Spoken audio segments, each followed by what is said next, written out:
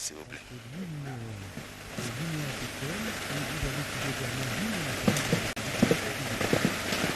Leurs Excellences, Messieurs les chefs d'État et de gouvernement, avec l'expression de nos hommages les plus déférents. Honorables, Excellences, Mesdames et Messieurs, distingués invités, la République démocratique du Congo a l'honneur d'abriter la 10e réunion de haut niveau du mécanisme régional de suivi de l'accord cadre pour la paix, la sécurité et la coopération pour la République démocratique du Congo et la région des Grands Lacs. Ainsi, le protocole saisit cette occasion pour souhaiter aux chefs d'État et des gouvernements ainsi qu'à toutes les délégations la bienvenue et un agréable séjour à Kinshasa. Sont présentes à ce sommet les personnalités suivantes. Excellence, M. Yoweri Kaguta Museveni, président de la République d'Ouganda et président en exercice du mécanisme régional de suivi de l'accord pour la paix, la sécurité et la coopération pour la République démocratique du Congo et la région des Grands Lacs.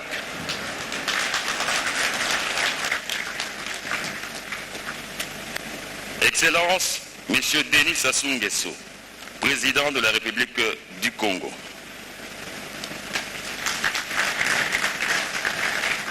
Excellence, M. Faustin Archange Touadéra, président de la République centrafricaine.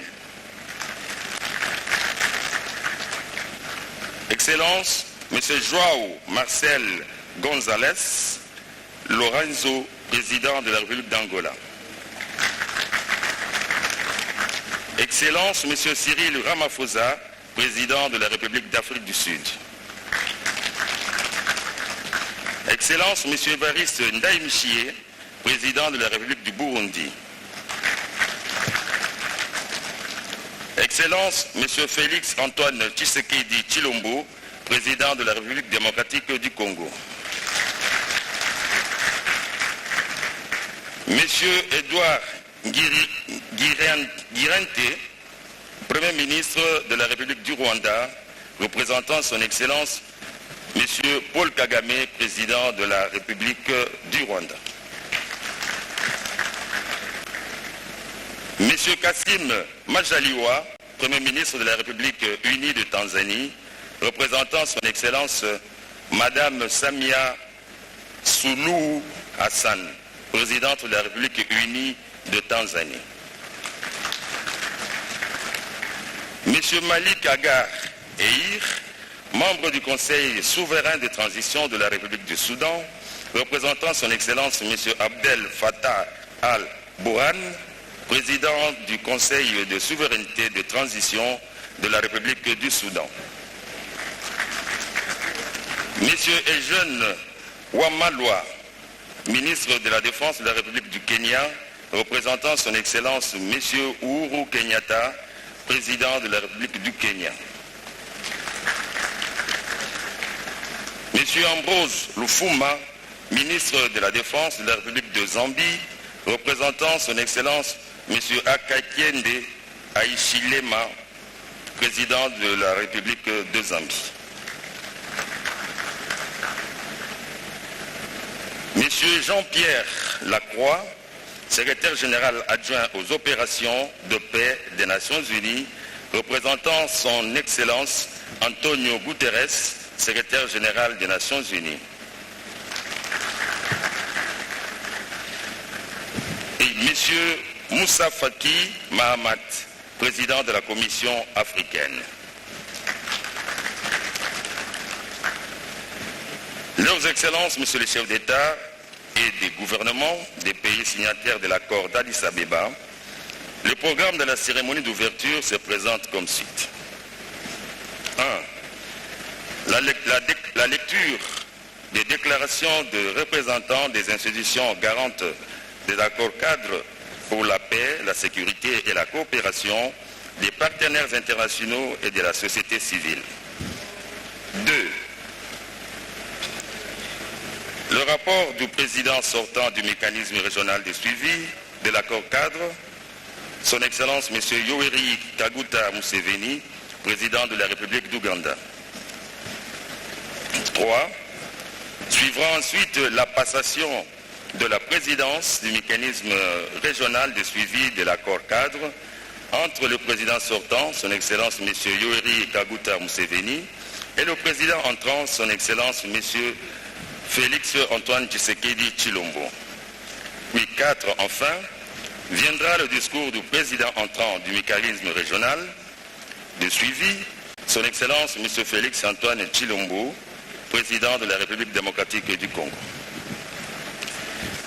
Leurs Excellences, Messieurs les chefs d'État et de gouvernement, avec votre autorisation, nous allons inviter Madame Julienne Lusenge du Conseil consultatif pour les femmes à prendre la parole. Madame Julienne.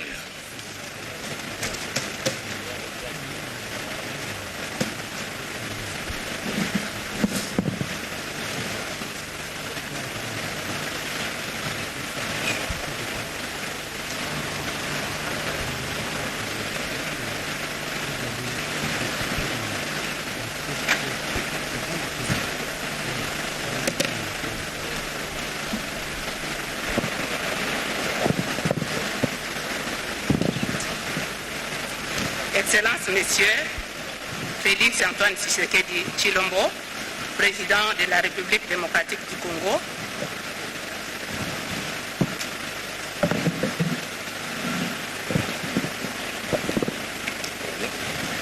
Excellences, Messieurs le Président de la République démocratique du Congo, Félix Antoine Tshisekedi Tshilombo, Excellences, Messieurs les chefs d'État et de gouvernement des pays signataires de l'accord cadre, Excellences Messieurs Moussa Faki Mahamat, président de la Commission de l'Union africaine, Messieurs le sous-secrétaire général adjoint des Nations Unies pour les opérations de maintien de la paix,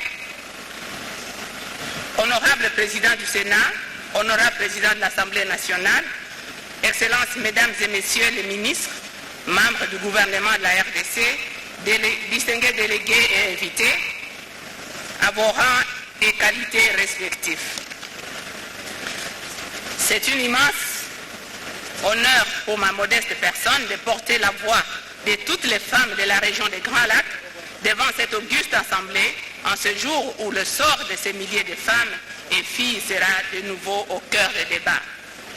Les femmes de la région voudraient rendre hommage bien mérité au président Félix Antoine Tshisekedi Tshilombo, qui s'est acquitté avec brio de son mandat à la tête de l'Union africaine, notamment pour les initiatives prises en faveur de la promotion du genre, ce qui lui a valu la désignation des champions de la masculinité positive pour la lutte contre les violences faites aux femmes et aux jeunes filles et l'impulsion des actions qu'il va continuer à faire pour cette noble cause.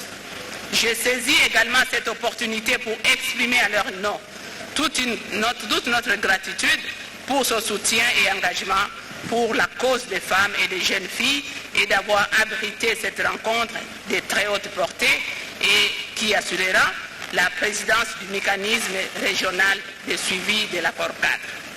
C'est le lieu d'adresser notre reconnaissance à son Excellence M. Moussa Faki Mahamat, président de la Commission de l'Union africaine, pour l'attention qu'il accorde aux questions des femmes et des filles. Permettez-moi aussi de remercier l'ambassadeur Wang Xia, envoyé spécial du secrétaire général des Nations Unies dans la région des Grands Lacs, leurs Excellences Madame Catherine Samba Panza, Dr Specios Wandira et Madame Bineta Diop, envoyé spécial du président de la Commission de l'Union africaine, parce qu'il ne cesse de nous impliquer dans toutes les activités qui sont réalisées dans les hauts niveaux des conférences et des assises. En effet, le Conseil consultatif s'est félicité de l'évolution positive de l'environnement politique et diplomatique dans la région des Grands Lacs traduite entre autres par des efforts conjoints de neutralisation des forces négatives dans l'Est de la République démocratique du Congo, ainsi que la mise en place des mécanismes dans le cadre de l'opération du groupe de contact et de coordination avec la participation des femmes. En appui à l'engagement des chefs d'État visant à lutter contre les violences faites aux femmes et aux filles, telles que nous renouvelées dans la déclaration de Kinshasa sur la masculinité positive, le Conseil consultatif plaide pour que les États adoptent des lois spécifiques sur l'égalité entre les hommes et les femmes, assorties des mesures d'application afin de rendre l'égalité effective conformément aux objectifs 5 de l'agenda 2030 des Nations Unies pour le développement durable et à l'aspiration 6 de l'agenda 2063 de l'Union africaine. Avec votre permission, messieurs les chefs d'État, le document contenant les recommandations des femmes de la région des Grands Lacs vous sera transmis par le secrétariat pour considération, étant donné que nous n'avons pas de temps pour vous lire toutes nos recommandations. Excellences, messieurs les chefs d'État, distingués délégués et invités, les femmes sont particulièrement préoccupées par les écarts entre les engagements pris dans le cadre des instruments régionaux et des traités internationaux et la réalité de l'action sur terrain.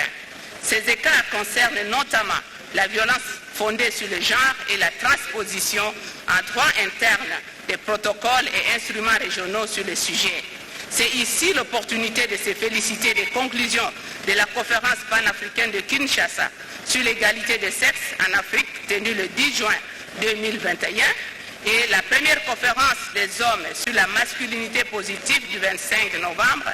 C'est dans l'esprit et la lettre de ces déclarations que nous encourageons les chefs d'État de la région des Grands Lacs à s'en approprier le contenu et à mettre en œuvre les recommandations irrélatives.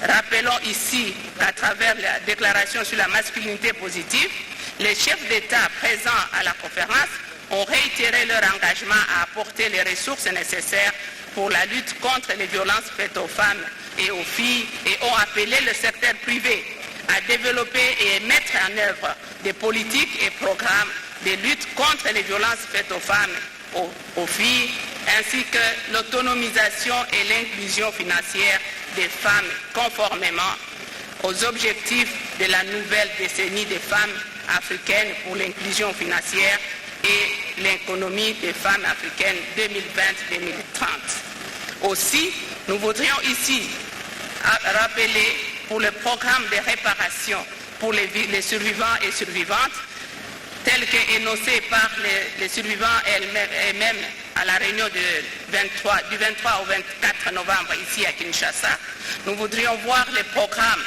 de réparation et de prise en charge des enfants issus des viols être vraiment élaborés et mis en œuvre. Permettez-moi de souligner au nombre de... Pour terminer, permettez-moi, pour conclure mon propos, je voudrais plaider pour l'adoption de l'intégralité des recommandations issues de la 14e réunion du Conseil consultatif des femmes, paix et sécurité pour la région des Grands Lacs du 18 février dernier. Puisse ce moment historique jeter les bases d'un nouveau contrat social entre les leaders de la région, les garants de l'accord 4, les législateurs, les ombudsman, le secteur privé, la société civile, ainsi que les femmes et les jeunes, en vue de la consolidation de la paix dans la région des Grands Lacs. Nous comptons sur l'engagement soutenu des chefs d'État et des gouvernements de toute la région afin de promouvoir le leadership des femmes et de lutter contre les inégalités de genre et de garantir le respect de leurs droits. Je vous remercie.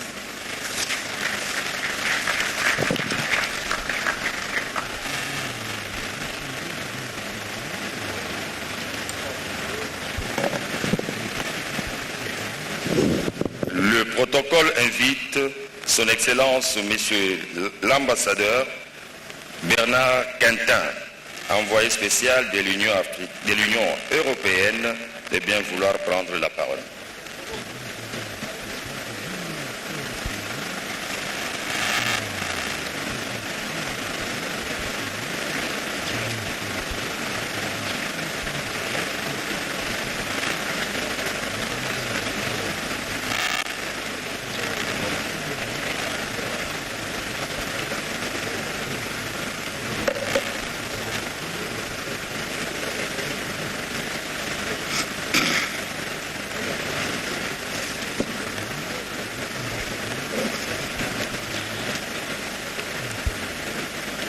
Excellence, Monsieur le Président de la République démocratique du Congo, Excellency, Mr. President of the Republic of Uganda, Excellence, Monsieur le Président de la République du Congo, Excelentissimo Señor Presidente de la República de Angola, Excellence, Monsieur le Président de la République centrafricaine, Excellency, Mr. President of the Republic of South Africa, Banyakubawa Umukuru Wichugu Chu Burundi, Excellences, Messieurs les Premiers ministres, Excellences, Messieurs les ministres chefs de délégation, Excellences, Monsieur le Président de la Commission de l'Union africaine, Excellences, Monsieur le Secrétaire général adjoint des Nations Unies, Mesdames et Messieurs, en vos titres et qualités. Tout d'abord, je tiens à vous assurer que c'est bien conscient de l'honneur que vous me faites que je m'adresse à vous et à cette auguste Assemblée aujourd'hui, d'autant que je le fais au nom de l'Union européenne, de ses États membres et singulièrement de la Belgique et de la France au titre du mécanisme, ainsi que du Royaume-Uni et des États-Unis d'Amérique. L'organisation de cette conférence marque une nouvelle étape très importante dans la volonté des autorités congolaises de mettre l'Est de la République démocratique du Congo au centre de ses et donc de nos préoccupations et attentions. La présence de nombreuses très hautes autorités et délégations démontre l'intérêt et la volonté commune de la région de contribuer aux solutions pour la région. Elle est en même temps le fruit d'une amélioration remarquable de ces relations régionales grâce à l'action diplomatique qui a été revitalisée par les présidents de la République démocratique du Congo, de l'Ouganda, du Rwanda et du Burundi, et qui a débouché sur la signature de divers instruments de coopération bilatérale. La réactivation de la quadripartite en est aussi un exemple remarquable. Nous espérons de tout cœur que cet élan politique positif dans la région se consolidera davantage et se poursuivra avec l'ensemble des États de la région. Nous apprécions à juste titre tous vos efforts pour la paix, la sécurité et la stabilité en République démocratique du Congo et dans la région. Je pense en particulier aux efforts déployés par le président Lourenço d'Angola en sa qualité de président de la conférence internationale sur la région des Grands Lacs, ou ceux de l'envoyé spécial des Nations Unies pour la région des Grands Lacs, mon collègue et ami l'ambassadeur Wang Chia, pour la mise en œuvre d'une stratégie et d'un plan de l'ONU, un plan d'action de l'ONU pour la région et de la MONUSCO, qui participe au quotidien aux efforts de pacification à l'est de la RDC. Nous nous concentrerons aujourd'hui sur l'accord cadre et sa mise en œuvre pour le bénéfice de la RDC et de la région. En même temps, le contexte mondial et les événements de cette semaine ailleurs en Europe, avec l'agression contre l'Ukraine, le mépris pour sa souveraineté et son intégrité territoriale, nous rappellent les raisons pour lesquelles la région et la communauté internationale se sont engagées en faveur de la paix par le respect de la souveraineté et de l'intégrité territoriale de la RDC et pourquoi cet engagement reste essentiel. Excellences, Mesdames et Messieurs, avant de participer à cette conférence, j'ai voulu me rendre compte, autant que possible, de la situation à l'est de la RDC. Lors d'une courte mission que j'ai pu entreprendre à Goma, je n'ai pu que constater une situation humanitaire et sécuritaire très préoccupante. D'autant plus d'ailleurs que la lecture ou l'analyse de cette situation qui recueille un large consensus d'acteurs étatiques et non étatiques de et dans la région ne semble pas forcément partagée par toutes les autorités locales. Les acteurs humanitaires de premier plan regrettent un rétrécissement de leurs zones et capacités d'action, tandis que la décomposition de certains groupes est allée de pair avec des représailles contre la population civile. D'autres groupes, pourtant démobilisés depuis des mois ou même plusieurs années, se sont soudainement réactivés. Les services de sécurité congolais ne semblent pas toujours suffisamment en mesure de faire face à ces nombreux défis sécuritaires et d'ailleurs, nous savons aussi par expérience qu'il n'y a pas de solution qui ne soit que militaire ou sécuritaire. Les défis sont immenses en la matière et la République démocratique du Congo sait et doit pouvoir compter sur le soutien de tous ses partenaires bilatéraux et multilatéraux comme la MONUSCO déjà citée. 9 ans après sa signature, l'accord cadre reste toujours pertinent car il présente justement un cadre où peuvent être appréhendées de manière consensuelle les causes profondes des conflits complexes qui perdure depuis des décennies dans cette zone. L'accord continue de jouer un rôle central en tant que cadre politique et de référence pour une paix et une stabilité durable dans la région. Il est souscrit par tous les pays et organisations dans la région, ainsi que par les principaux acteurs internationaux. Un des éléments clés de l'accord cadre est l'exploitation et le commerce illicite des ressources naturelles en RDC et dans la région. Je cite en vrac, si j'ose dire, l'étain, le tantal, le tungstène, l'or, les diamants, le coltan, le charbon, ainsi que le cacao, le bois d'œuvre et les espèces sauvages. Exploitation et commerce illicite, disais-je, par les groupes armés et les réseaux criminels et mafieux qui les appuient. Ces trafics doivent devenir commerce, au bénéfice de tous, équitablement. Excellences, messieurs les chefs d'État et de gouvernement, Excellences, mesdames et messieurs, tout protocole observé, pour notre part, la situation à l'est de la RDC est tout sauf une crise oubliée. L'Union européenne et ses partenaires se sont investis depuis plusieurs années et à différents titres dans la région. Nous sommes un partenaire important de la réforme du secteur de sécurité en RDC, autant sur la réforme de l'armée que de la police et de la justice. Nous soutenons la lutte contre l'impunité par un appui aux juridictions nationales pour les poursuites et jugements des crimes graves et violences sexuelles commis à l'Est. Nous apportons une aide humanitaire considérable aux populations vulnérables. Malgré la détermination du gouvernement congolais, les pays dans la région et tout notre investissement, les efforts pour stabiliser la région n'ont pas encore atteint leurs objectifs. Ils doivent être accélérés car il y a urgence. Nous sommes prêts à renforcer notre action sur base d'une stratégie de stabilisation nationale intégrée en application de l'accord et en tenant compte de la nécessité du respect de l'état de droit et de la promotion de la protection et de la promotion même des droits humains. Nous devons tous nous engager davantage, tant sur les questions de justice et de sécurité, comme la réforme du secteur de sécurité et le DDRCS, que sur des actions de développement socio-économique et de restauration de la cohésion nationale, qui passent par exemple par une plus grande implication du secteur privé et une plus grande intégration économique régionale, afin de créer des emplois et donner un élan au développement dans la région. L'Union européenne, ses États membres et ses partenaires sont engagés pour travailler toujours plus étroitement avec la région sur base d'une nouvelle approche stratégique de l'Union européenne pour les Grands Lacs qui pourrait inclure des aspects comme les questions transfrontalières, l'exploitation et le commerce durable des ressources naturelles, ainsi que les questions de paix et de sécurité, comme par exemple la prévention de l'extrémisme violent, le renforcement de la justice et la lutte contre l'impunité. La conférence d'aujourd'hui est une étape importante qui nous permettra, j'en suis certain, d'avoir une compréhension et une vision encore plus partagée et ainsi renforcer là où c'est nécessaire nos coopérations et notre approche multilatérale. D'autres réunions seront nécessaires et nous sommes preneurs de la poursuite d'un dialogue régulier avec vous sur toutes ces questions. Notre objectif est d'appuyer vos efforts pour parvenir à une paix et une stabilité durable dans la région. Mettre fin une fois pour toutes aux violations et aux violences quotidiennes subies par les civils, victimes de ce qu'on appelle encore parfois une guerre de basse intensité, un concept dont je suis certain que nous ressentons tous le caractère presque vulgaire quand on l'oppose à ces personnes dont nous devons, ensemble, assurer la sécurité et restaurer la dignité. Nous le leur devons.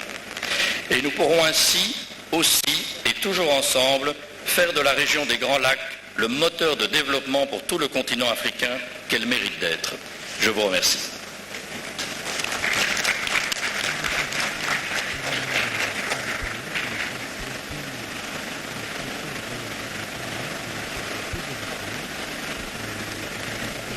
Le protocole invite Son Excellence M. Moussa Faki Mahamat, président de la Commission de l'Union africaine, pour son allocution.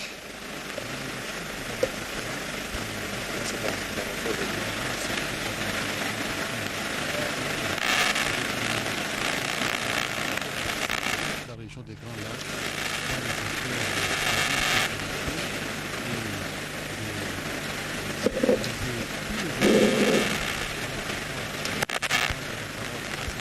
Excellences, Messieurs les chefs d'État, de gouvernement et des délégations, Monsieur le secrétaire général adjoint représentant le secrétaire général des Nations Unies, Mesdames et Messieurs les ministres, Mesdames, Messieurs les membres du corps diplomatique, Mesdames, Messieurs,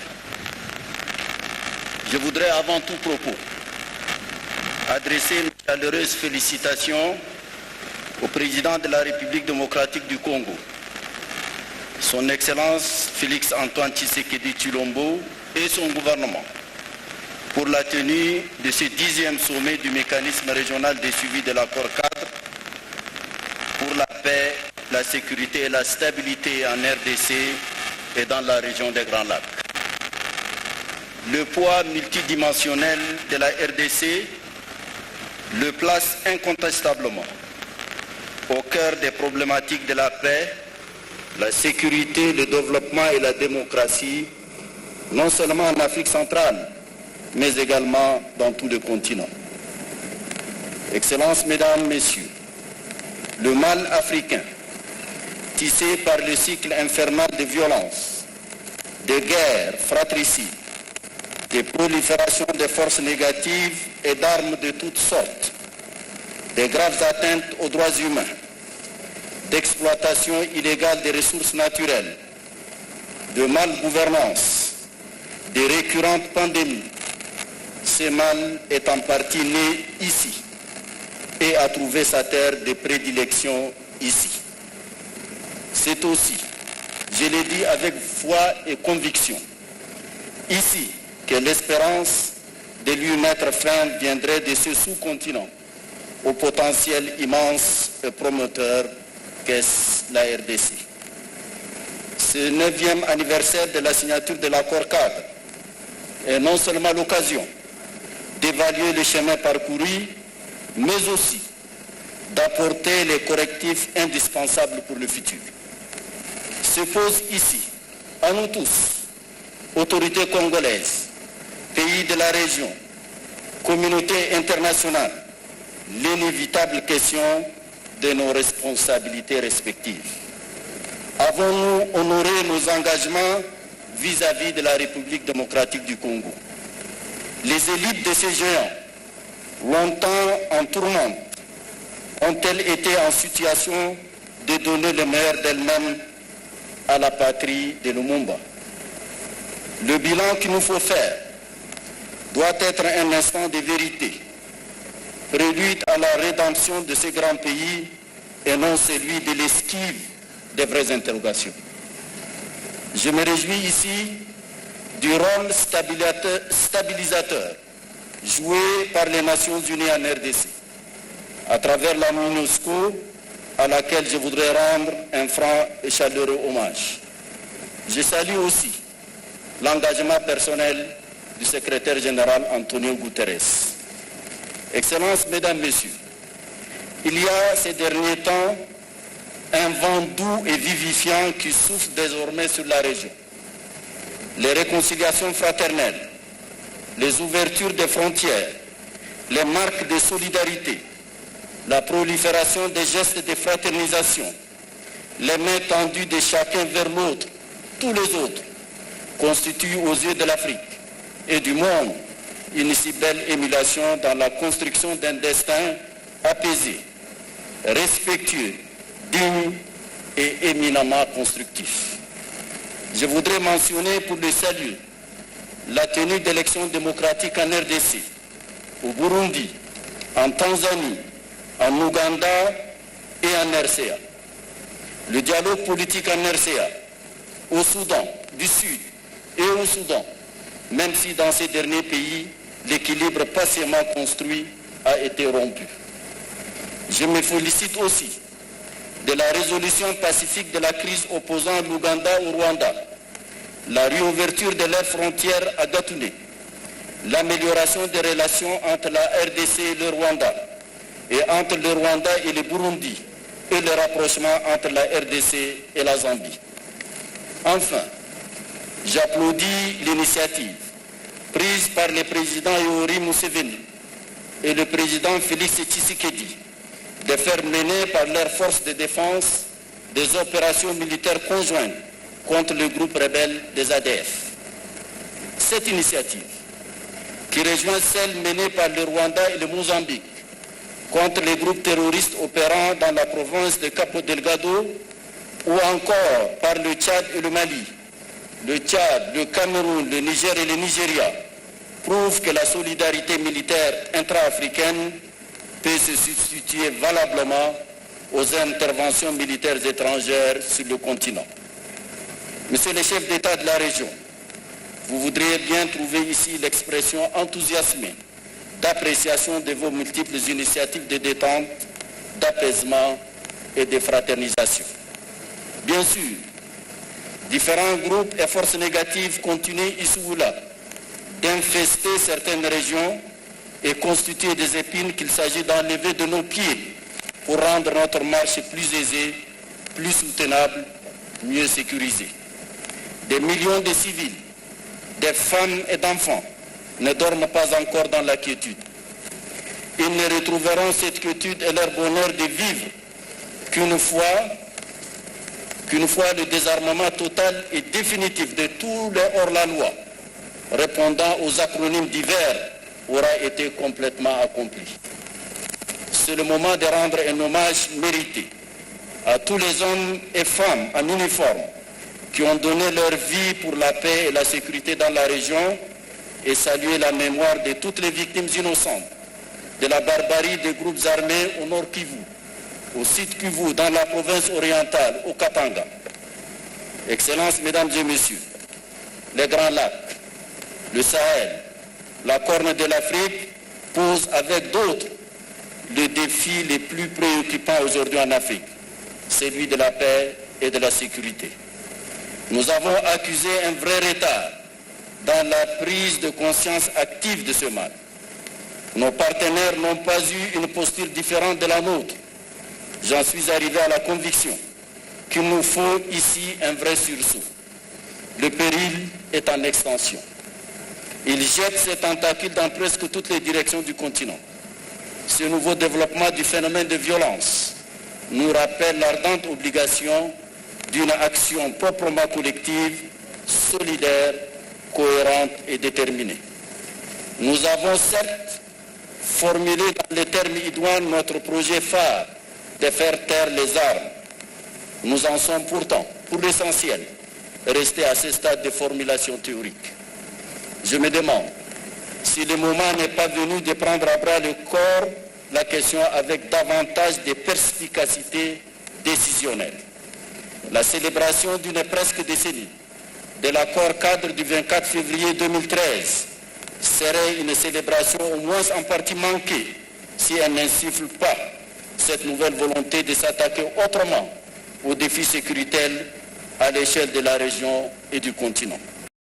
Je ne suis pas loin de penser qu'avec la conjugaison des volontés politiques, la mutualisation des moyens africains et de la mobilisation volontariste de nos partenaires, les Nations Unies en tête, le sursaut souhaité serait à notre portée. J'invite instamment à y travailler sans délai et sans faiblesse. Je vous remercie de votre aimable attention.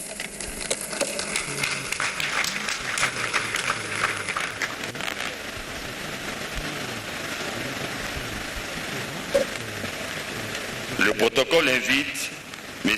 Jean-Pierre Lacroix, secrétaire général adjoint aux opérations de la paix des Nations Unies, à prendre la parole.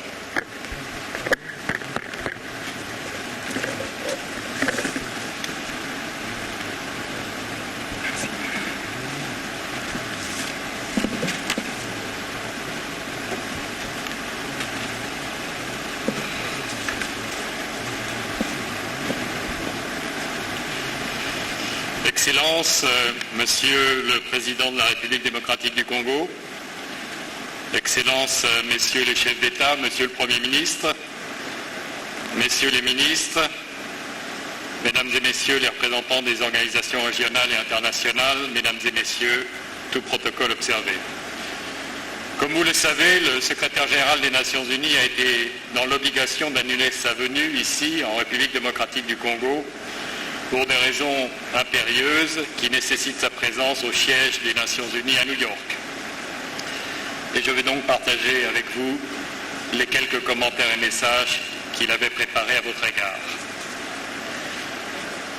Tout d'abord, au nom du secrétaire général des Nations Unies, je remercie son Excellence le président Tshisekedi d'avoir associé les Nations Unies à la réunion de haut niveau du mécanisme régional de suivi de l'accord-cadre signé à Addis Abeba il y a exactement 9 ans. Et je le remercie également ainsi que son gouvernement pour l'organisation de ce sommet et la chaleureuse hospitalité qui nous est réservée. Nous remercions également le président Museveni pour l'impulsion donnée aux efforts régionaux au cours de son mandat comme président du mécanisme régional de suivi. Nous sommes aujourd'hui réunis pour mesurer les progrès accomplis et aborder les grandes orientations politiques en vue de surmonter les obstacles sur notre chemin. Les Nations Unies souhaitent d'ores et déjà vous féliciter pour les succès obtenus et les étapes franchies. Nous souhaitons également saluer le soutien apporté aux pays signataires de l'accord-cadre par les institutions garantes, l'Union africaine, la Conférence internationale sur la région des Grands Lacs, la communauté de développement de l'Afrique australe, les Nations Unies ainsi que tous les partenaires internationaux. Le secrétaire général des Nations Unies se félicite de la dynamique de coopération qui caractérise les relations entre les États de la région des Grands Lacs, comme en témoigne notamment l'intensification des initiatives diplomatiques et la signature de traités bilatéraux sur le commerce, les infrastructures et la sécurité. Nous saluons les démarches entreprises par le Rwanda et l'Ouganda pour la normalisation de leurs relations bilatérales dans le cadre du processus quadripartite, et avec le précieux soutien des présidents Tshisekedi et Lorenzo. Nous saluons également le dialogue entre le Burundi et le Rwanda et leur volonté d'aplanir les différences qui subsistent. Par ailleurs, les Nations Unies se réjouissent des récentes initiatives sous-régionales visant à faire avancer les objectifs de l'accord-cadre. Nous pensons notamment à la création d'un groupe de contact et de coordination pour la mise en œuvre de mesures non militaires contre les groupes armés dans l'est de la RDC. Nous pensons aussi aux travaux du réseau de coopération judiciaire des Grands Lacs, dont l'objectif est d'avancer la lutte indispensable contre l'impunité, ou encore aux discussions amorcées à Khartoum en août dernier par les pays et les partenaires de la région pour une meilleure gestion des ressources naturelles. Excellences, Mesdames et Messieurs, toutes ces avancées sont encourageantes. Pourtant, nous le savons, les défis sont tout aussi nombreux. Nous devons tout faire pour que les promesses portées par l'accord-cadre soient pleinement réalisées. Dans l'est de la République démocratique du Congo, nous continuons d'être marqués par les témoignages des populations locales faisant état des activités des groupes armés. Nous continuons de constater les effets de la violence perpétrée par ces groupes, notamment l'attaque récente menée par des milices contre le camp de personnes déplacées de Savo dans la province d'Ituri. Et je présente naturellement à son Excellence le président Tshisekedi et aux membres de son gouvernement, ainsi qu'au peuple de la République démocratique du Congo, toutes nos condoléances. Les Nations Unies condamnent fermement ces attaques sur un site où des civils cherchent la protection et l'assistance humanitaire. Et je réitère le soutien de la MONUSCO à accompagner le gouvernement et le peuple congolais dans leurs efforts de paix et de stabilité, car la souffrance des populations civiles ne peut nous laisser indifférents.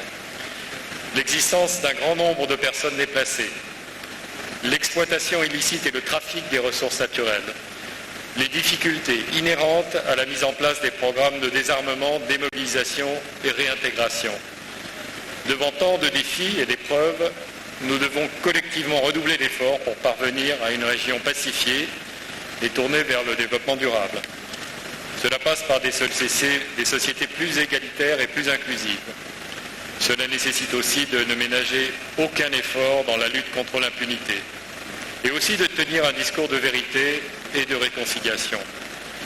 Cela exige bien sûr une participation accrue des femmes et des jeunes au processus politique et de consolidation de la paix, car ce sont eux qui paient le plus lourd tribut.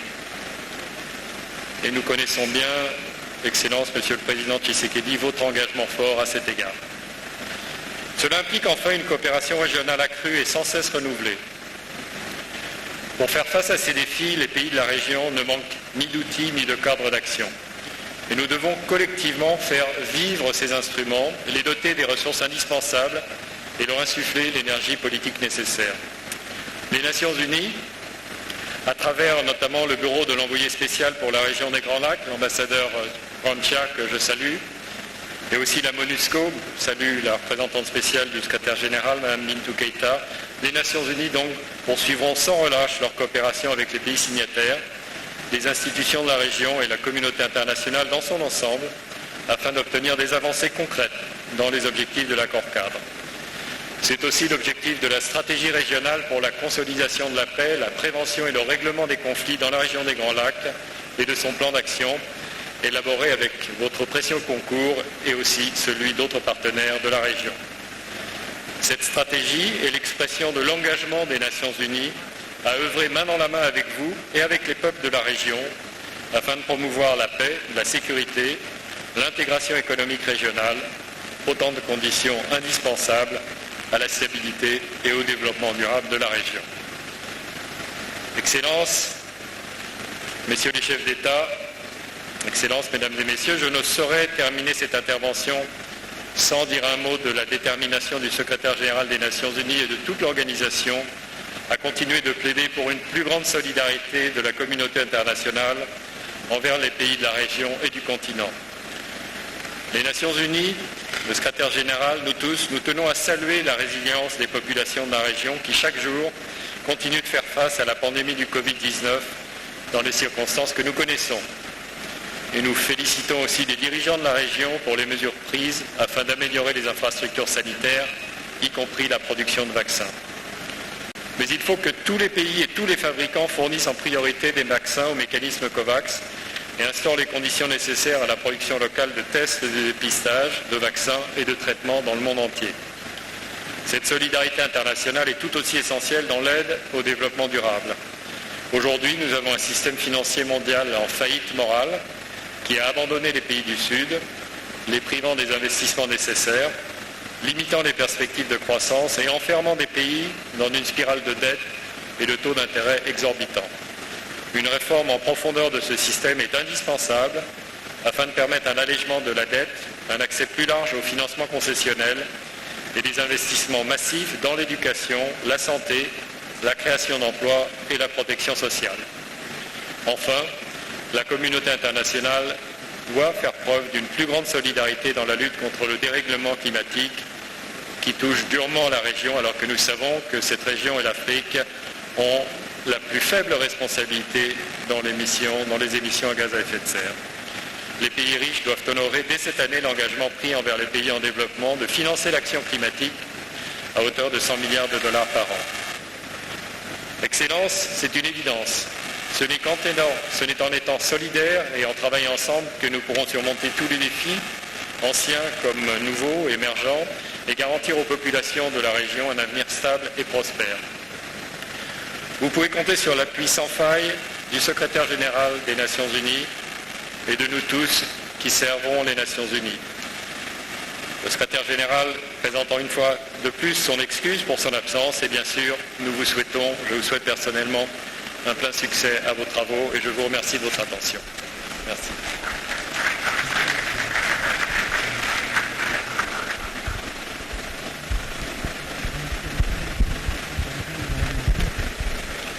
Très respectueusement, le protocole invite Son Excellence M. João Manuel González Lorenzo, président de la République d'Angola et président en exercice de la CIRGL, pour son allocution.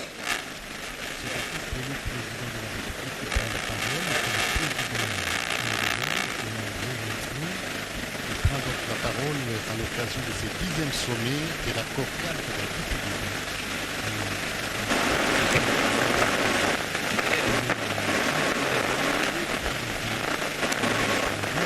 la Sua Excelência, dans ce pays, il parle en portugais. Museveni, Presidente da República do Uganda, sítio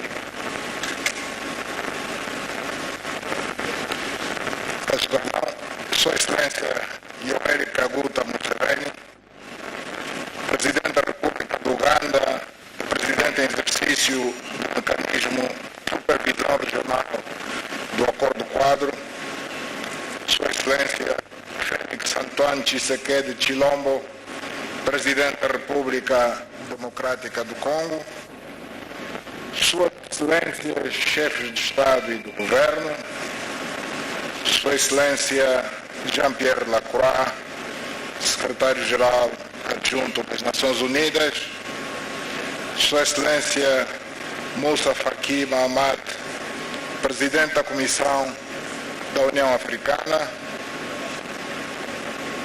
Sua Excelência Bernard Quintin, Enviado Especial da União Europeia, Sua Excelência Elias Pendi Magosi, Secretário-Geral da Comunidade de Desenvolvimento da África Austral, SADC, Excelências, na qualidade de Presidente em exercício da CIRGL, constitui para mim motivo de grande honra e satisfação participar nesta magna Assembleia que reúne uma vez mais os máximos representantes dos países signatários do Acordo Quadro para a Paz, Segurança e Cooperação para a República Democrática do Congo e região. Nesta que será a 10ª vez que nos reuniremos neste formato, procuraremos discutir e analisar os progressos alcançados no âmbito da implementação deste importante mecanismo multilateral, visando a criação de condições essenciais para que a RDC e a região consigam alcançar a paz e a estabilidade definitivas que todos nós auguramos em prol do crescimento e desenvolvimento das nossas nações.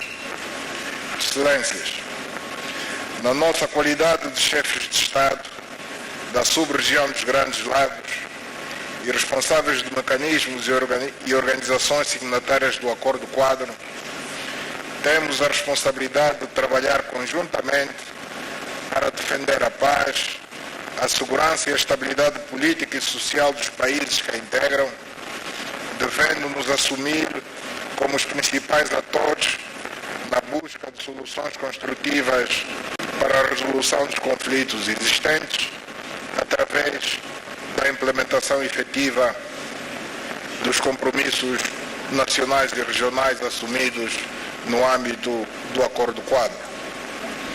Congratulamos-nos com os mais recentes acontecimentos em prol da paz na região, como a decisão tomada a nível bilateral com vista à reabertura do posto fronteiriço de Gatuna-Katuna,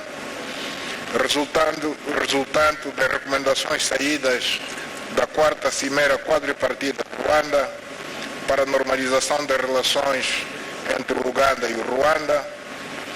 Congratulamos-nos igualmente com a evolução positiva da situação na República Centro-Africana, que conduziu à declaração unilateral do cessar-fogo por parte das autoridades governamentais deste país e que abre o caminho para a necessária implementação do roteiro de paz vivamente aplaudido e encorajado pela Conferência Internacional da Região dos Grandes Lagos, pela SIAC e pelas Nações Unidas. Ainda neste âmbito, regozijo-me com o facto de se terem desenvolvido outras ações de igual peso e importância que muito têm contribuído para a redução da instabilidade na região dos Grandes Lagos, como os significativos progressos registrados para a normalização das relações entre o Uganda e o Burundi e entre o Uganda e a República Democrática do Congo, assim como a realização de forma pacífica de eleições gerais em alguns dos nossos países. No que diz respeito à República Democrática do Congo, devo felicitar Sua Excelência o Presidente Félix Tshisekedi pelos esforços que vem desenvolvendo no sentido da erradicação dos grupos rebeldes no leste do país e da reconciliação de todas as forças vivas da nação congolesa, estabelecendo um clima de confiança entre os diferentes atores políticos.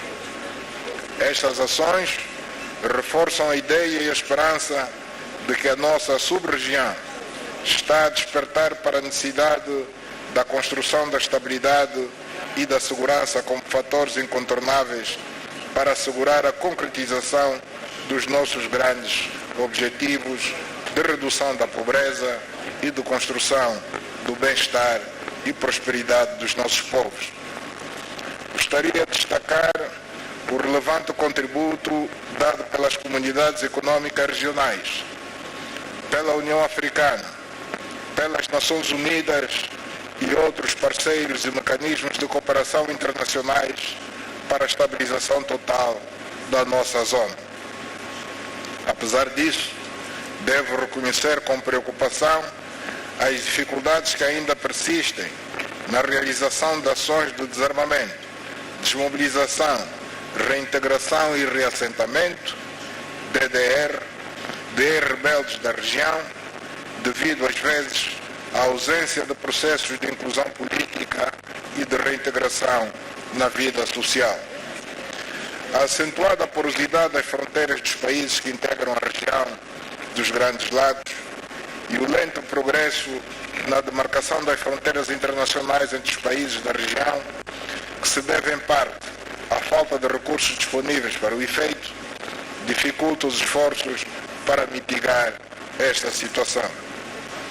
Outra grande preocupação tem a ver com os ataques que vêm sendo perpetrados por grupos terroristas no leste da RDC e em outros países da nossa sub-região, o que mostra a necessidade de fortalecermos a cooperação e coordenação regional no campo da segurança, através da promoção de iniciativas que possam concorrer para eliminar este mal do nosso continente. É dentro deste esforço que a República de Angola tomou a iniciativa de promover uma cimeira sobre o terrorismo e as mudanças inconstitucionais em África, que terá lugar na República da Guiné Equatorial a 28 e 29 de maio do corrente ano, com o objetivo de refletirmos à volta dos golpes de Estado e do terrorismo no nosso continente, bem como o de procurarmos as melhores soluções para desencorajar tais práticas. Por isso, aproveito este palco para apelar a todos os chefes de Estado presentes para participarem da Cimeira de Malabo, pois será uma oportunidade única para nos debruçarmos à volta de um assunto qui nous concerne tous au plus haut point. Excellence, permettez-moi de conclure en exprimant le souhait que nos discussions aboutiront à des conclusions qui contribueront de manière pratique à améliorer la situation en RDC et dans la région, afin d'ouvrir une nouvelle ère de paix, de stabilité, de prospérité pour notre sous-région. Merci beaucoup à tous.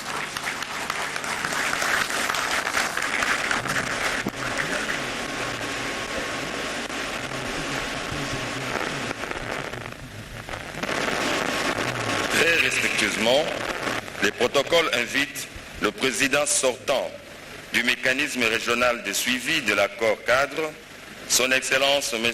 Yoweri Kaguta Museveni, président de la République d'Ouganda, pour le discours de circonstance.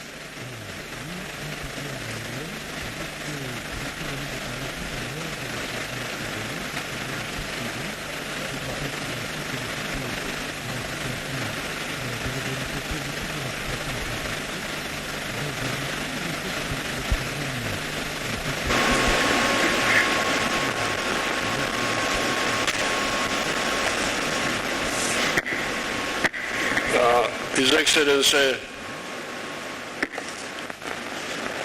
President Tshisekedi, President of the Democratic Republic of Congo, Their Excellencies, the heads of state and the government who are here, other the leaders of delegations, and the special envoys, and other invited guests. I am here to hand over the oversight mechanism to His Excellency Tshisekedi, and I have a report here written by the Secretariat. It's a long one, 17 pages.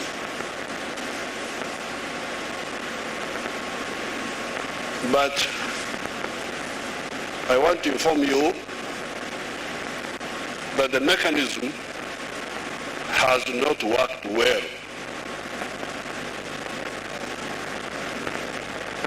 And it has not worked well for 4 reasons. Reason number 1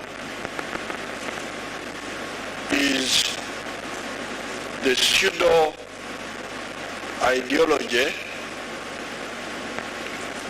which was imported into the Greater Lakes region by some of the actors. I am from one of the most ancient indigenous groups in the Great Lakes. In the Great Lakes, we know the people who live there since time immemorial. The ones who live in the grasslands, the ones who live in the mountains,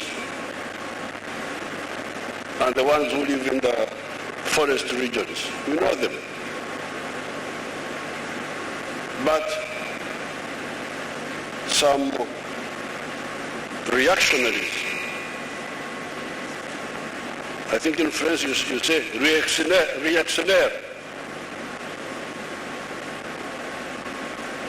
have been promoting the pseudo ideology of exclusion. This is what caused big problems in Rwanda and Burundi because of that pseudo ideology, and even other parts of that area. That ideological confusion, for instance, interfered with the repatriation of the M23 young people who are still in Uganda. And I hear some in other places. Et même en d'autres lieux. Some people have been Certaines pushing the line personnes that sont en train d'utiliser un narratif qui dit qu'il y a des groupes qui n'appartiennent pas au Congo ou qui n'appartiennent pas à certains parties du pays, mais nous savons qui vient d'où. Donc, la première des choses qu'on devrait pouvoir résoudre, c'est faire face à cette question d'incompétence idéologique et du sectarisme, chauvinisme, et qui écume pratiquement notre sous-région des Grands Lacs.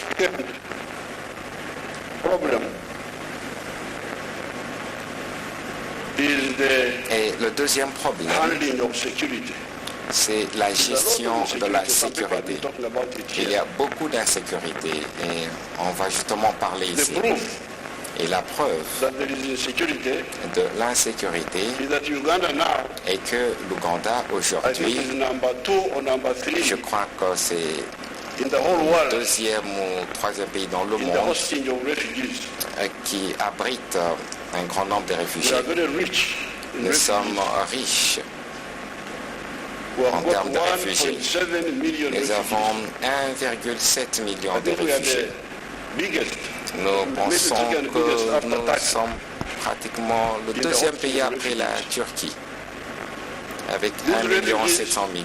1 are million not 700 coming 000 from the réfugiés. moon. Ces réfugiés ne viennent pas They are de coming la from Lune. Ils the viennent Great Lakes, de la région des Grands Lacs. caused by insecurity. Et cela est une conséquence de These are the ones in l'insécurité. Uganda, but I hear there are many Voilà others. ceux qui sont en Ouganda, What they mais call j'entends internally parler d'autres displaced persons.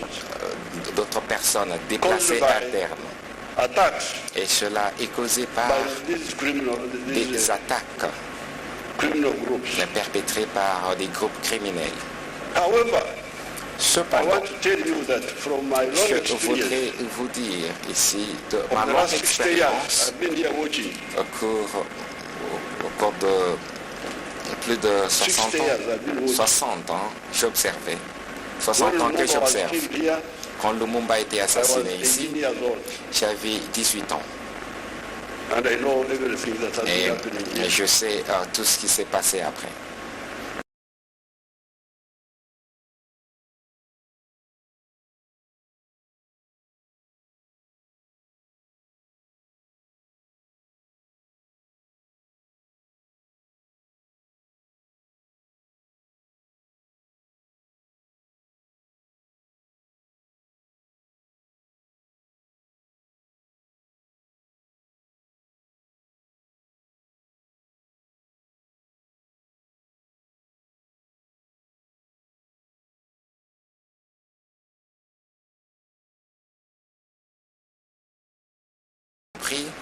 And it is tied to our ideology. Et cela est justement lié à notre idéologie. One thing leads to the other. Une chose menant à une autre. Even the Interahamwe, Et même les Interahamwe, they can't operate ils ne peuvent pas in Rwanda. opérer au Rwanda. So therefore, C'est pour dire this problem of insecurity que in ce Africa problème d'insécurité en Afrique qui can be solved. monte en crescendo peut être Our elders, résolu. Mwalimu Nyerere, Nos anciens, Mwalimu Nyerere, Kenneth Kaunda, Kenneth Kaunda, Selise Khama, Selse Sekama with the freedom fighters from et les combattants de la liberté de Mozambique, l'Angola, South du Africa, Mozambique, Zimbabwe, de l'Afrique du Sud, du Zimbabwe, defeated bigger problems. ont fait face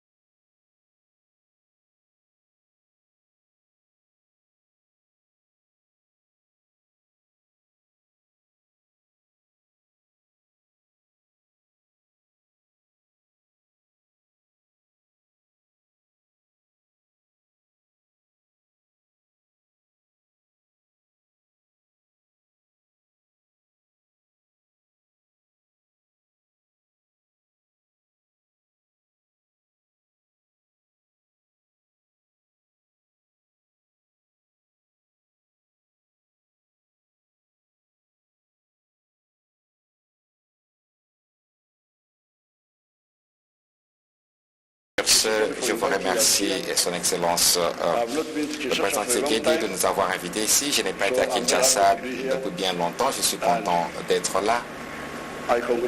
Et je félicite Son Excellence le président Félix Tshisekedi d'être élu comme président de la République du Congo parce que je n'étais pas venu et je souhaite à tout le monde bonne chance. C'est un honneur maintenant pour moi de passer la main à Son Excellence le président Tshisekedi.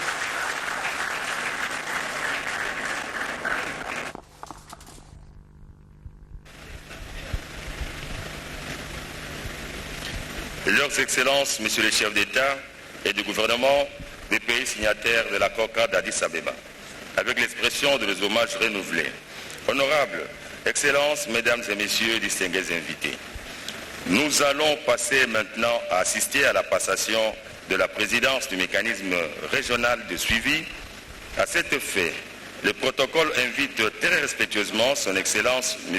Yoweri Kaguta Museveni, président sortant, et Son Excellence M. Félix Antoine Tshisekedi Tshilombo, président entrant, à bien vouloir passer par devant l'assistance pour la passation du pouvoir. Voilà, très chers téléspectateurs, le bâton de commandement du mécanisme de suivi régional de suivi de l'accord cadre d'Addis Abeba sera remis officiellement au président de la République démocratique du Congo, Félix Antoine Tshisekedi Tshilombo. Oui, il y a une phrase importante prononcée par le président Yoweri Kaguta Museveni en anglais. Les instruments juridiques du pouvoir.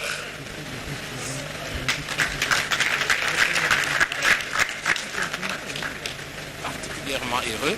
C'était donc ça, toute la dernière phrase de son discours. Et voilà, la passation de pouvoir. Yoweri Kaguta Museveni, on le rappelle, il a présidé la 9e réunion à Kampala en 2018. Et aujourd'hui, voilà, c'est Félix Antoine Tshisekedi, encore une fois, qui va présider en fait 13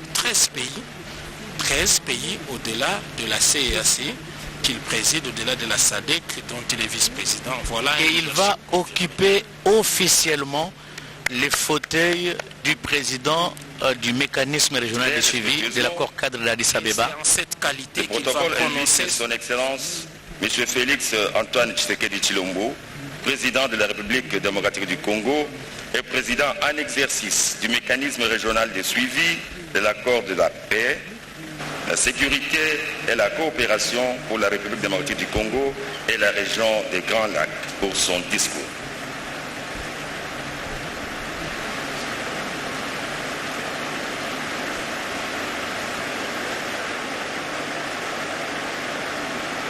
Excellence, M. Yoweri Kaguta Museveni, président de la République d'Ouganda. Excellence, M. João Lourenço, président de la République d'Angola. Excellence, M. Cyril Ramaphosa, président de la République d'Afrique du Sud. Excellence, M. Denis Sassou Nguesso, président de la République du Congo. Excellence, M. Évariste Ndayishimiye, président de la République du Burundi. Excellence, M. Faustin Archange Touadéra, président de la République centrafricaine. Excellence, Messieurs les représentants des chefs d'État, Messieurs les présidents des deux chambres du Parlement de la République démocratique du Congo, Monsieur le Premier ministre du gouvernement de la République démocratique du Congo, Monsieur le Président de la Cour constitutionnelle de la République démocratique du Congo, Monsieur le Président du Conseil économique et social de la République démocratique du Congo, Excellence Monsieur Jean-Pierre Lacroix, secrétaire général adjoint des Nations Unies, Excellence Monsieur Moussa Faki Mahamat, président de la Commission de l'Union africaine, Excellence Messieurs les représentants des institutions garantes de l'accord cadre d'Addis Abeba, Mesdames et Messieurs, distingués invités, C'est avec une grande joie et un honneur tout aussi grand que la République démocratique du Congo abrite ce jour la 10e réunion de haut niveau du mécanisme régional de suivi de l'accord cadre d'Addis Abeba pour la paix, la sécurité et la coopération pour la République démocratique du Congo et la région. À vous tous, chères parties prenantes, chers invités, je vous souhaite, au nom du peuple congolais et au mien propre, la cordiale et chaleureuse bienvenue à Kinshasa. J'entends en outre vous exprimer ici ma gratitude pour avoir répondu positivement à l'invitation vous adressée en dépit de la longue attente qui a pu jalonner la tenue de ce sommet. En effet, au-delà des incompatibilités de calendrier, le monde a été, comme vous le savez, bousculé, si pas paralysé par la pandémie de Covid-19, bouleversant ainsi nombre d'activités au niveau national, régional et international en raison des restrictions qu'elle a générées. Bien que saillantes, ces réalités ne sont parvenues à avoir raison de notre détermination à faire de notre capitale, pour le compte de cette 10e réunion, le lieu de rencontre et d'avancement de la cause de la paix et du développement de la région des Grands Lacs, comme convenu lors du précédent sommet. À cet égard, il me revient de souligner l'investissement et le soutien sans faille de mon cher frère, son Excellence M. Yoweri Kaguta Museveni, président de la République de l'Ouganda, que je félicite pour le leadership imprimé durant sa mandature à la tête de la structure, mais également de saluer l'accompagnement des Nations Unies à travers son envoyé spécial pour la région des Grands Lacs, M. Wang Chia. Excellences, Mesdames et Messieurs, 9 ans, jour pour jour, se sont écoulés depuis la signature de l'accord d'Addis Abeba qui, jadis, avait suscité tant d'espoir, notamment celui de l'avènement d'une nouvelle ère dans la région, à savoir celle d'une paix, d'un développement durable, transcendé et matérialisé par une série d'engagements auxquels ont souscrit les parties prenantes que nous sommes. Cette paix, condition sine qua non pour toute velléité de développement, doit en effet découler d'un travail en synergie pour mettre fin au cycle récurrent de violences armées et d'instabilité rencontrées depuis plus de 2 décennies dans la région en général et à l'est de la République démocratique du Congo en particulier. En effet, plusieurs défis demeurent à être relevés pour rompre la spirale de violence découlant de l'activisme des groupes armés locaux et régionaux, dont les plus nocives se veulent être les Allied Democratic Forces, ADF en sigle, mouvement terroriste islamiste qui constitue une sérieuse menace à la sécurité et à la stabilité régionale. À cet égard, et en mémoire des victimes des atrocités commises contre les populations civiles, les membres des forces de défense et de sécurité des pays de la région, les casques bleus ainsi que les étrangers en séjour dans la région, je vous prie de vous lever et d'observer un instant de recueillement.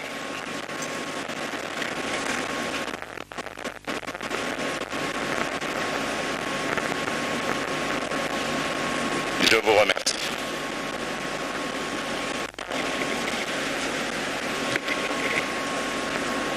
Excellences, Mesdames et Messieurs, la persistance de l'insécurité ne devrait nullement occulter les efforts encourageants fournis ces dernières années pour renforcer la confiance entre les pays de la région et ainsi avancer vers une meilleure coopération diplomatique et sécuritaire.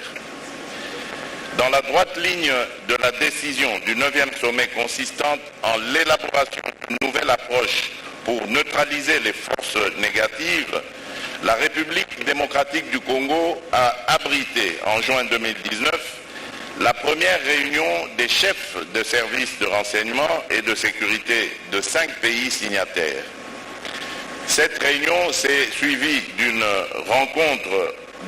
de plusieurs rencontres en Tanzanie, au Kenya, au Burundi, qui ont abouti en 2021 à la création et à l'adoption du plan d'action du groupe de contact et de coordination sur des mesures non militaires, en complément aux actions militaires contre les forces négatives, plan pour lequel mon pays s'est par ailleurs engagé à offrir un siège à Goma, dans le Nord Kivu, à sa cellule opérationnelle. À cet effet, je rends hommage au travail de titan abattu par les experts des pays concernés et apprécie l'accompagnement des institutions garantes pour l'avancement de ce processus non sans défi majeur.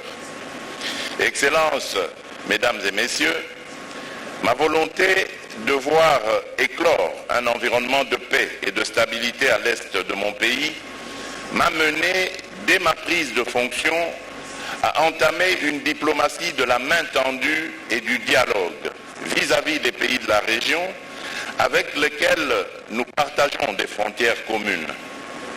En faisant du mécanisme national de suivi de l'accord cadre de l'Addis Abeba l'une des clés de voûte de cette action, j'ai tenu à réitérer l'engagement pris par la République démocratique du Congo d'œuvrer dans le sens d'annihiler les menaces posées à la paix et à la stabilité envers la région et envers elle-même. C'est notamment dans la défense de cet intérêt national aux implications régionales que certaines avancées ont pu être observées. Parmi elles, on peut citer, entre autres, les bons offices fournis en 2019 par la République démocratique du Congo aux côtés de la République d'Angola dans le processus de dialogue amorcé entre la République de l'Ouganda et la République du Rwanda dans le but de préserver la paix et la concorde entre les deux peuples. À cet égard, je note avec satisfaction la réouverture le 31 janvier dernier de la frontière terrestre Gatuna-Katuna entre les deux pays précités, donc l'Ouganda et le Rwanda, frontière qui était fermée depuis février 2019. Dans le même ordre, je tiens à souligner avec admiration le résultat fructueux de négociations entre la République démocratique du Congo et la République de Zambie en vue du règlement pacifique du différend frontalier. Preuve que la paix ne peut être réalisée par la violence, elle ne peut être atteinte que par la compréhension, comme l'a si bien dit Ralph Waldo. Ainsi, en vue de favoriser la prospérité partagée, mon pays a conclu en 2021 des accords de coopération bilatérale avec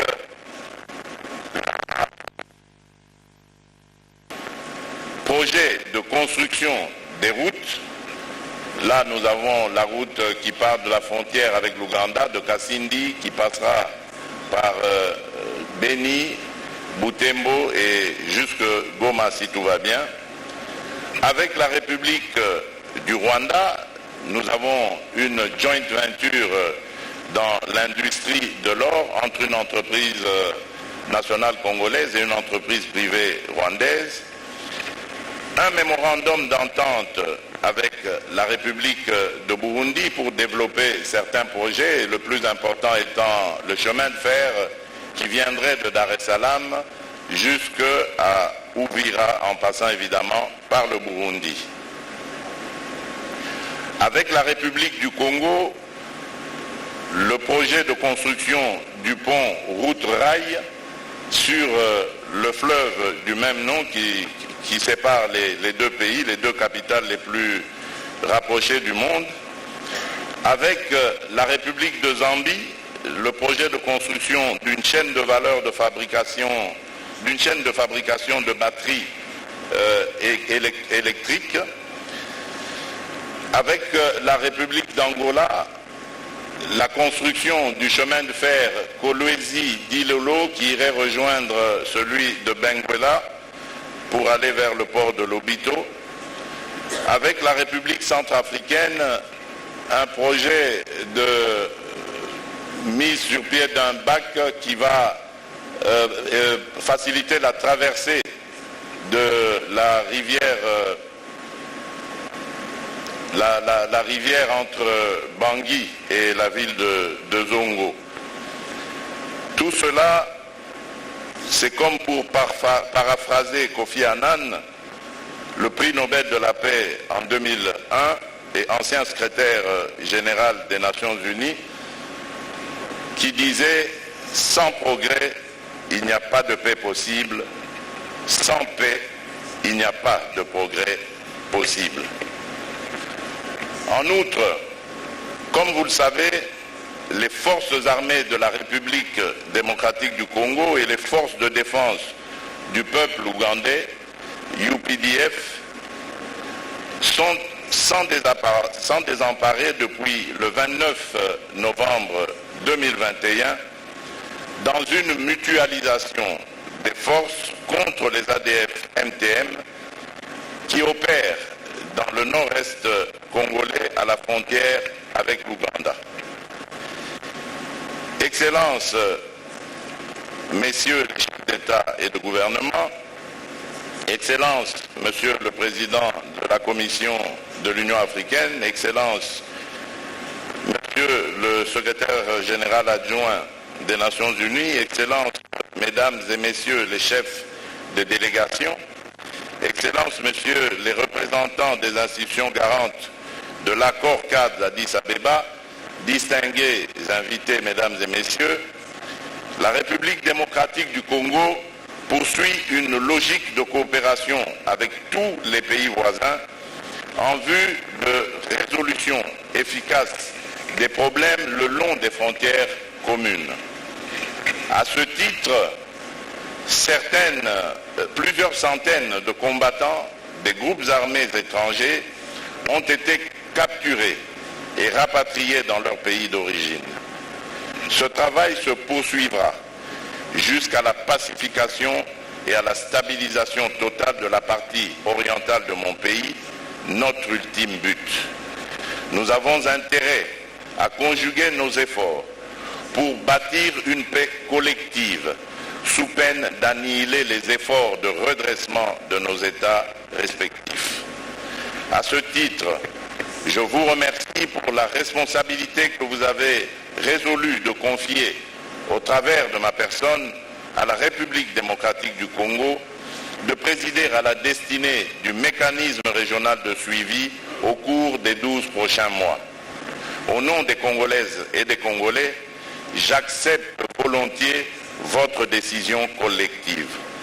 Je place mon mandat sous le signe de la consolidation des progrès, modeste serait-il, accomplis dans la mise en œuvre de l'accord cadre d'Addis Abeba et du renforcement de la coopération régionale pour gagner le pari de la paix durable. Il revient à toutes les parties prenantes de se remobiliser pour redynamiser notre structure régionale de gouvernance du dit accord cadre et de mieux impliquer les populations dans la noble lutte pour la paix, la sécurité et la stabilité en République démocratique du Congo et dans la région. Que vive la paix et la stabilité dans la région des Grands Lacs. Je vous remercie. Sur les signes de l'accomplissement du progrès, c'est en ce terme que le président a clôturé son discours au cours de ce sommet du mécanisme à cette régional. étape de la cérémonie, c'est l'étape de huis clos des chefs d'État et de gouvernement en formant 1+4. Ainsi, nous demandons aux invités officiels et la presse de sortir de la salle. Nous vous remercions. Mais voilà, c'est le huis clos qui commence, très chers téléspectateurs. Nous allons certainement revenir les après-midi pour la cérémonie de clôture. Monsieur Patrick Mutombo Kambila, vous êtes coordonnateur adjoint du mécanisme national de suivi et de l'accord cadre d'Addis Abeba. Le président de la République, la RDC, au travers du président de la République, vient de prendre le commandement de ce mécanisme. Quelle est votre réaction à chaud ? Merci beaucoup Blaise. Je profite de votre micro pour d'abord féliciter le président de la République, chef de l'État, pour la confiance lui faite par ses pairs de la région des Grands Lacs. Et je note que le président de la République vient d'axer son programme de la région des Grands Lacs, comme vous l'avez bien suivi, sur des projets transfrontaliers. Vous avez remarqué qu'il a cité les pays qui nous entourent et tous les projets que nous avons avec ces pays voisins afin de booster le développement et la prospérité dans la région des Grands Lacs. Et chapeau bas et mention spéciale, je voudrais aussi relever que le président de la République a reçu ici à Kinshasa, et ça ne s'est jamais passé dans l'histoire des réunions de mécanisme régional de suivi, qu'il y ait le record de la présence des chefs d'État. Ici, nous avons 7 chefs d'État, hormis le président de la République Tshisekedi. Nous avons donc 8 chefs d'État sur 13 chefs d'État qui ont fait les déplacements de la capitale Kinshasa. Jamais des mémoires des réunions de mécanisme régional de suivi, on a observé ce record. Qu'est-ce qu'il signifie? Il signifie que le Congo... C'est l'effet Tshisekedi? Non seulement l'effet Tshisekedi, mais c'est un Congo que le président incarne. Le président de la République incarne un Congo qui gagne. Un Congo qui doit prospérer, un Congo qui doit jouer son rôle, sa vocation de puissance régionale. Et nous y sommes, et je voudrais donc demander à l'ensemble de notre population, et nous estimons que le mécanisme national, qui est entre autres un outil important de la mise en œuvre de l'accord cadre, devrait avoir l'adhésion populaire, toutes tendances confondues, pour accompagner le chef de l'État dans cette mission noble de gouverner, de présider aux destinées de la région des Grands Lacs à travers l'accord cadre pour la paix, la sécurité et la coopération pour la République démocratique du Congo et la région. Monsieur Patrick Mutombo, merci. Nous allons vous retrouver à la cérémonie de clôture. Juste le temps de permettre au chef d'État de rester pour les huis clos. Nous allons vous retrouver après, très chers téléspectateurs. Très chers téléspectateurs, nous vous rendons l'antenne à la station et pour vous retrouver vers le soir pour la cérémonie, la clôture officielle de cette cérémonie du sommet du mécanisme régional et du suivi de l'accord cadre d'Addis Abeba. À bientôt.